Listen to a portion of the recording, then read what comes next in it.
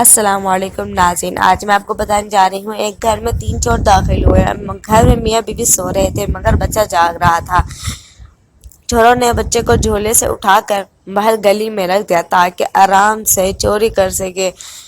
چوروں نے کمرے کا سامان اٹھانا شروع کیا۔ مولوی صاحب تہجد پڑھنے مسجد کی طرف جا رہے تھے جب اس سے بچے کے رونے کی آواز سنی۔ حاجی صاحب کی بیوی اپنے شوہر سے ناراض ہو کر مائکے چلی گئی تو وہ بہت پریشان ہوئے۔ اگلے ہی دن حاجی صاحب اپنی بیوی کو لینے پہنچ گئے۔ ناراض ہونے کی وجہ سے کچا مکان تھا۔ جب بھی بارش ہوئی تو مکان رسنے لگتا۔ حاجی صاحب نے اپنی بیوی سے وعدہ کیا کہ صرف 1 ماہ کا وقت دے دو مجھے، ابھی میرے پاس اتنی رقم نہیں ہے کہ میں نیا مکان تعمیر کر سکوں۔ بیوی مان تو گئی مگر اب وہ اس کچے مکان کے اندر سونے کو تیار نہیں تھی۔ اسے مکان سے خوف آنے لگ گیا تھا۔ ایک رات حاجی صاحب کے گھر 3 چور داخل ہوئے۔ انہیں کسی طریقے سے معلوم ہوا کہ حاجی صاحب کا مکان تو کچا ہے مگر اندر قیمتی سامان موجود ہے۔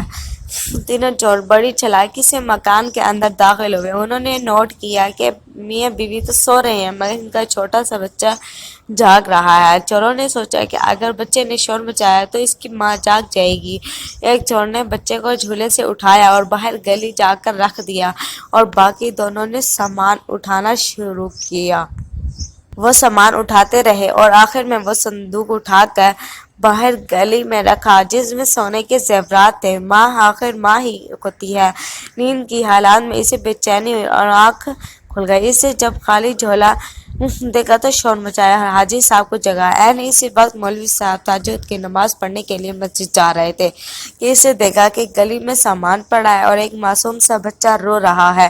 تینوں چوروں نے اپنے آپ کو بیڈ کے نیچے چھپا لیا۔ حاجی صاحب باہر سین میں آئے تو گلی میں بچے کو رونے کی آواز سنائی دی۔ دونوں میاں بیوی گلی کی طرف بھاگے۔ انہوں نے دیکھا کہ مولوی صاحب نے بچے کو ہاتھوں میں اٹھایا ہوا ہے اور ان کا سارا سامان باہر پڑا ہے۔ انہیں کسی چیز کی سمجھ نہیں آ رہی تھی کہ ان کے ساتھ کیا ہوا۔ کبھی وہ مولوی صاحب کی طرف دیکھتے تو کبھی اپنے بچے کی طرف۔ ماں نے جلدی سے بچے کو اپنے سینے سے لگا لیا۔ ابھی مولوی صاحب کچھ فرما ہی رہے تھے کہ مکان دھڑام سے نیچے گر گیا۔ پورا محلہ آدھی رات کو جاگ اٹھا۔ انہیں حاجی کی فیملی کی فکر لاحق تھی مگر انہیں باہر گلی میں دیکھ کر تسلی ہوئی۔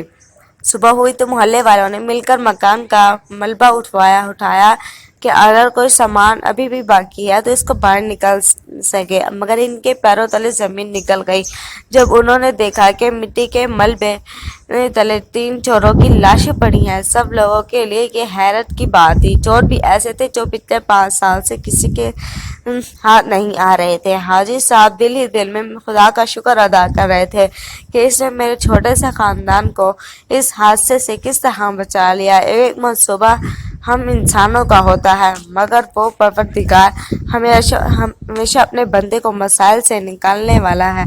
ظاہری طور پر جو ہمیں نقصان معلوم ہوتا ہے کیا پتہ اسی میں ہی ہماری بھلائی ہو۔ دوستو، آج کی ویڈیو آپ کو اچھی لگی ہو تو اس کو لائک کریں، شیئر کریں، سبسکرائب کریں تاکہ آپ کو ہر نئی آنے والی ویڈیو کا نوٹیفیکیشن آپ تک پہنچ سکے۔ اپنے کمنٹس میں رائے ضرور دیجیے گا۔ Thanks for watching. اللہ حافظ۔